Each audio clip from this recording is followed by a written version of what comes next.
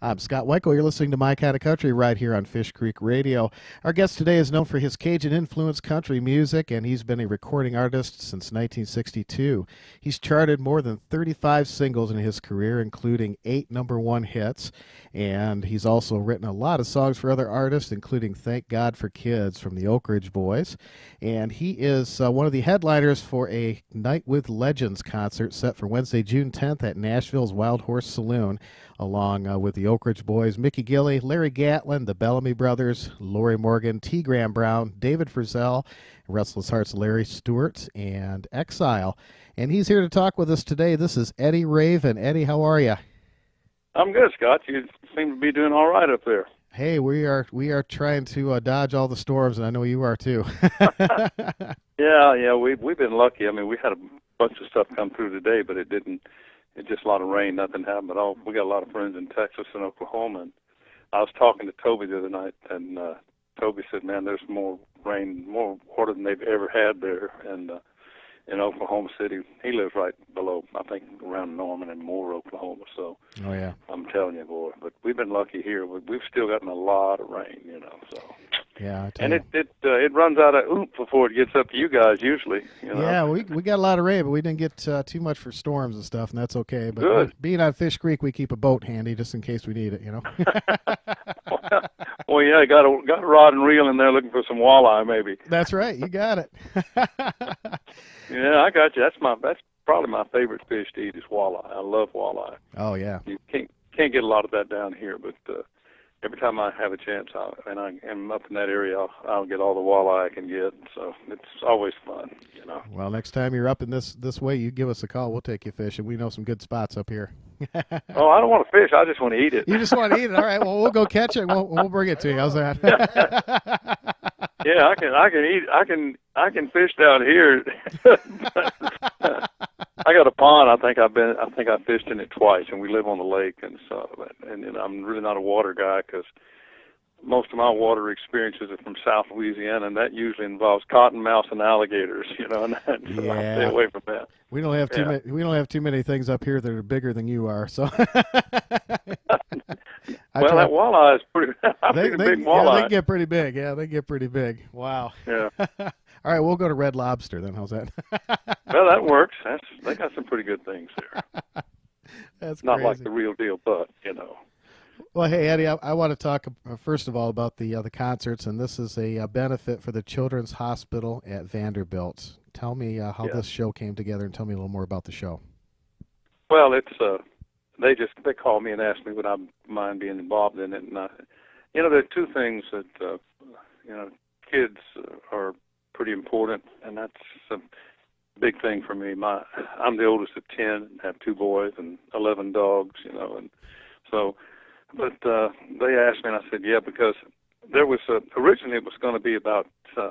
They were talking about doing it about St. Jude's, which is my favorite charity in Vanderbilt. I go to Vanderbilt whenever I need to go, and it's a great thing. And their children's hospital is fantastic. I mean, they've really when my boys went, we had a problem with one of my boys when he was little, and we went to Vanderbilt, and they're the ones that figured out what the problem was. He had some kind of a bug he got in some water, But they're a great place, and anything like that we can do, I don't ask them a lot of questions. I just say, yeah, what time and how many songs you need. No, that's great. But yeah, it's really good. I don't really know who put it all together, but I think there's a couple PR people that are involved in it, and I think maybe Kurt might have been involved in it, and Martha, and a bunch of people. So a lot of people for good reasons, You bet. I know Webster is involved with it, and Martha Moore, and I know that the official radio partner is, of course, WSM, and Renegade Radio Nashville is going to serve as the show's official online radio partner, and Bill Cody and Larry Gatlin are going to co-host. So well, that ought to be interesting. Yeah. They're both friends of mine, and Larry and I have written a few songs together, and we've been friends since I was at Monument, when he and I were both at Monument in the 70s and late 70s. So, yeah.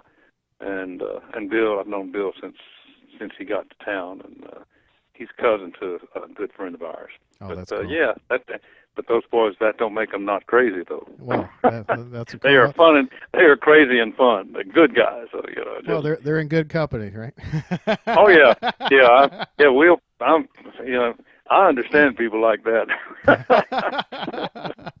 That's the only reason they hang out with me is because I'm just like them, I guess. You know? Yeah, I tend to gravitate toward people like that too. I haven't figured it out, but oh well, you know. Oh yeah, I mean, you can tell. That's right. And you hopefully find somebody crazier than you are. Just a tad, you know. Then you got somebody else to blame it on. I know how that is. That's right. But yeah, it's going to be a big deal, and it's going to be fun, and they've gotten some large names there, and that's really good. Absolutely. I'm glad to see that. It's Stellar those lineup. things are always good. Yeah. And, Yep. it's going to be fun. Wednesday, June 10th at Nashville's Wild Horse Saloon, and of course yourself, along with the Oak Ridge Boys, Mickey Gilley and Larry Gatlin, as we mentioned, the Bellamy Brothers, Lori Morgan, T. Graham Brown, our buddy. We love T. Graham Brown, and David Frizzell. Good. David Frizzell, Yeah, too. all friends. David Frizzell. Well, you know, I mean, I think Lisa Matassa's involved in that, and yeah, I read she's performing some duets. sure. With you guys. Well, my first knowledge of that was when she called and asked would I do a duet with her, and the producers wanted me to do I Got Mexico. Well, I just done I Got Mexico with Lorraine Jordan, who is a bluegrass girl that does the thing, and I said, well, we can, and she said, well, what else can we do? I said I've got this song that was a big record for me, but I've always thought it should have been a duet. And she said, well, what is that? I said, Who Do You Know in California? She says, oh, I'm looking at the lyrics right now, and I don't know why I didn't think of that. Oh, yeah. So I did Who Do You Know in California with Elisa, and it came off really good. And she's such a great singer, good person. Great. That's great. Yeah. So I always wanted it to be a duet. I didn't figure it'd be me having to do it, but we did. So Cool. you know, That's came off fantastic. real good, and that's what I'll be doing that and a couple other songs. So, and that's the whole deal. It's going to be great to see that. I mean, absolutely. it's going to be fun. And the Absolutely. Wild Horse is always a good place to be. You bet it is. And tickets are on sale through Ticketmaster outlets, and we're going to put that information on our Facebook page too and share Good. that with everybody.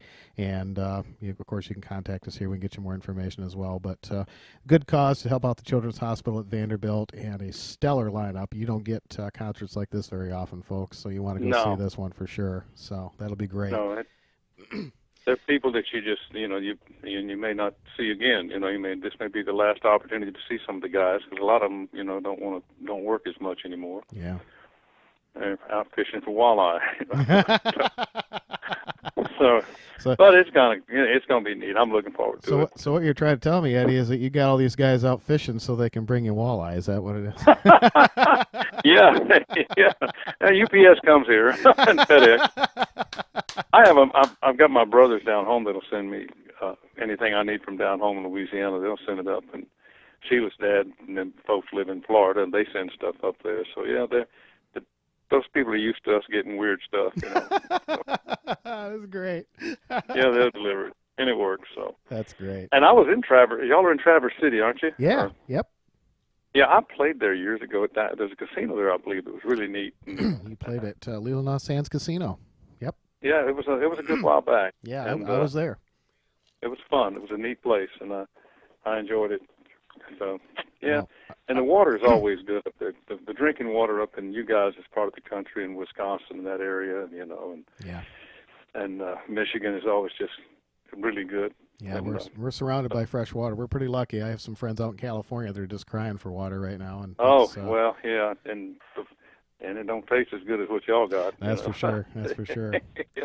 Well, Eddie, let's talk about your fabulous career. You know, I was reading through a bunch of songs that you wrote for other artists. I mean, aside from the hits that you've had, boy, you have written some stellar material for just a kind of a virtual thank you. who's who of artists. And of course, I think the one you're probably very proud of is "Thank God for Kids" from the Oak Ridge Boys. How did they come to record that? Well, I cut it originally when I was at ABC Records, and they called me in for a meeting at ABC and said, we don't think that's the kind of song that the country audience is looking for, and we're not going to do anything with it. I said, what do you mean you're not going to do anything with it? You know, So to make a long story short, I got into a discussion with them, and they said, "Okay, well, you don't need to be on this label anymore." Really? I said, "Okay." So they actually threw me off the label as a result of me saying, "Hey, this is a good song. People like this song. When I do the songwriter shows, people cry and like it, and everybody can relate to kids. And it's just a heartfelt, true thing when I wrote it, and so." To make a long story short, it took me 8 or 9 years after that, and it was actually on the B-side of a record I had on ABC. I think the record was called Curse of a Woman, and I made them put it out on the other side. Since they weren't going to release it on me, we said, go ahead, so I can go ahead and redo something with it so they wouldn't have to own the master completely. Yeah. And so I was at Billy Bob's playing a show one night, and I think John Connolly's guys came in. And they came in a little early. We were like playing on a Saturday, and they were going to be there on a Sunday, I believe, something like that. Or they were in town, and they came by. And one of the guys in the band said, "Hey, Eddie, the Oak Ridge Boys are cutting a Christmas album, and I just got they're going to cut one of my songs." And I just said, they said, "Have you got anything on it? Because they're looking for another song or two." I said, "Well, I got an idea." So I called Ronnie Gant, who was my guy at Acuff Rose, and I told him, he said, "I'm way ahead of you." He said, "I just dropped a copy off today." And so Ron Chancey produced the album on the Oaks, and he brought it to the Oaks. And Dwayne Allen and Bill Golden both told me that there was a big discussion as to who was going to record it, because both of them wanted to record it. And Dwayne told me, he said, "You know what?" He said, "I felt that I owed it to Bill because, we've been going through some rough times in the band, everybody had, and this song was so important to the band staying together." He said, after we cut it, he said, the band, everything just gelled back the way it should be with the band, he said, and I was so glad that we decided Bill was going to sing it. And so it did really, really well. And that's great. 5 weeks, I think it was 5 weeks it was gold, and a few weeks more it was platinum. I mean, it's done. Wow. And it's done great, and John Rich recorded it and gave most of the money to St. Jude's, and Kenny Chesney did it, and it's done well. It's been recorded all overseas by a lot of different people I didn't even know about, and so it's been the highlight of my catalog. It's a wonderful song, and it'll be a good theme song for this benefit concert too, for the Children's Hospital. Yeah, right, hand in hand. Well, it works, and I've been fortunate enough. I've written for so many people. Toby Keith and I travel, and I write with Toby, and got 2 songs on the Red Solo Cup album that he and I wrote, and got another song with him on the That Don't Make Me a Bad Guy album, and we're trying to figure out when I can get back out. We write on the road, when traveling. So sure. I'm trying to figure out when I'm going to get to go out with him and write. And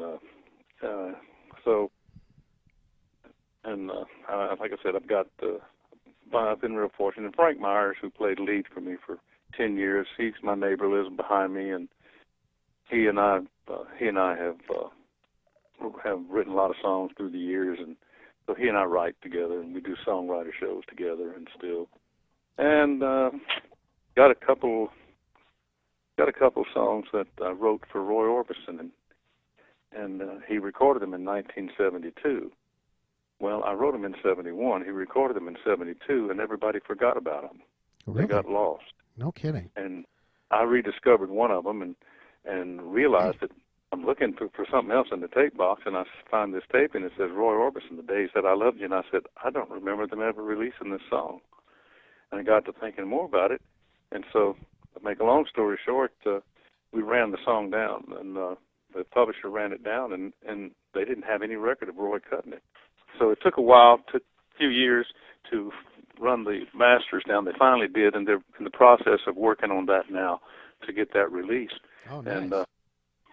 And the boys are working, his sons are working on it, and so I'm looking forward to that, because that was such a thrill. I met Roy before I moved to town, and he was encouraging and talked to me for about 15 minutes about writing songs, and I wound up writing for Acuff Rose, who he wrote for, and Wesley Rose managed Roy Orbison, and Wesley ran the publishing company. And another song we've got a song that we had publishing on George Jones that was never released. So I mean that's another wonderful thing, by such a great guy. I mean, George recorded one of my favorite songs that you wrote, and it's called "I Should Have Called." And of course, you had a good record on it too. I love George's version of it. It was on the Shine On album. Yeah, it sure was, and did really well. And he called. I was in Vegas. No, we were in Reno together. I was in Reno at the Hilton, and he was in Reno at the Peppermill. And manager came back, and he said, George Jones's office, his management just called and wants to know if you want to come over in between shows, and he'd like to have you come up and sing with him. And he'd cut I Should Have Called. So my show was over. I was done. I'd done my 2 shows, and he had one more show. So I met him in between, and he called me up there, and I did I Should Have Called with him up there. And it was what a thrill, because it was a long time ago, and it was such a thrill. And I was at the tribute for George, the final tribute they did. Yeah. And thought the world of him. So I've been so fortunate, I mean, I've been so lucky to have met so many people. Just an amazing catalog of music. Yeah, you wrote so many great songs. And one I didn't know that you had written. I had to go back and look. And one I was liked, it was on a live album that Merle Haggard did. It was a Rainbow Stew album, and the song is called "Dealing with the Devil." Yeah, he sure did. It did. And Jerry Jeff Walker cut it also. Oh, did he? And yeah, Jerry Jeff and a couple other people did.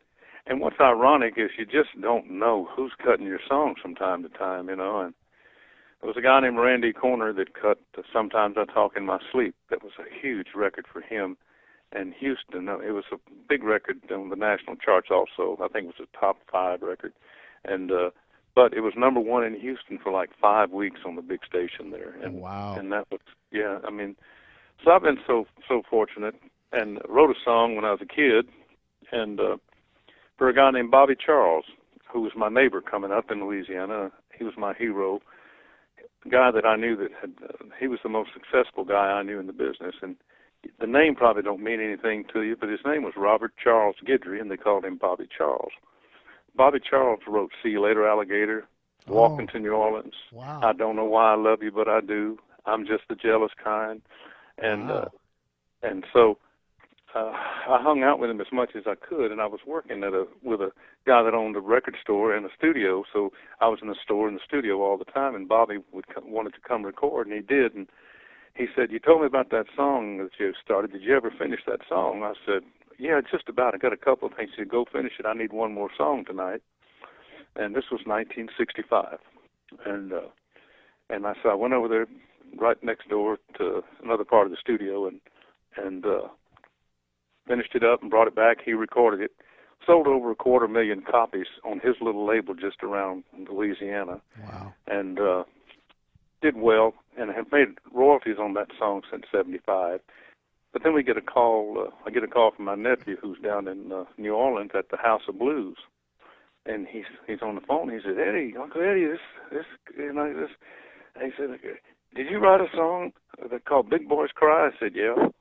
He said, "Elvis Costello's down here, and he's singing your song, man." Nice. They were doing a tribute to Bobby Charles. Yeah. And so a month or two later, we get a call from the West Coast, the girl on the West Coast, and she went through that, and Sheila asked and said, "Well, what's this all about?" I said, "Well, you didn't know?" She said, "No." She said, they were trying to get information as to the publishing and all on the song, because we own all of it. We own the publishing and everything on it, and said, they said, "Well, you didn't know?" And then she said, "No." She said, "Elvis Costello just recorded that song." And, things like that happen. You just get, That's amazing. And I got Mexico. It's been gold twice in Germany by a guy named Ebo, and they changed the name to Ibiza. So I'm just, I keep looking at all this stuff and say, wow. That's amazing. That was your first number 1 hit, right? Yeah, it was the first number 1 record, and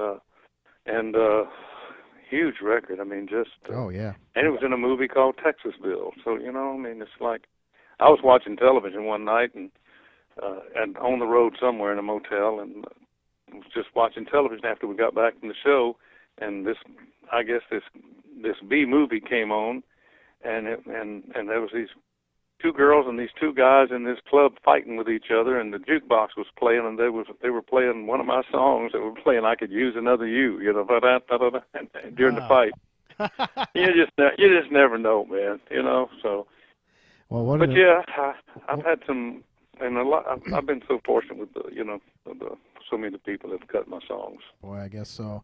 Well, and of course you had a stellar career of your own. You had 17 consecutive top tens between 1984 and 1990. That's pretty impressive. Well, thank you. I didn't know that. I really.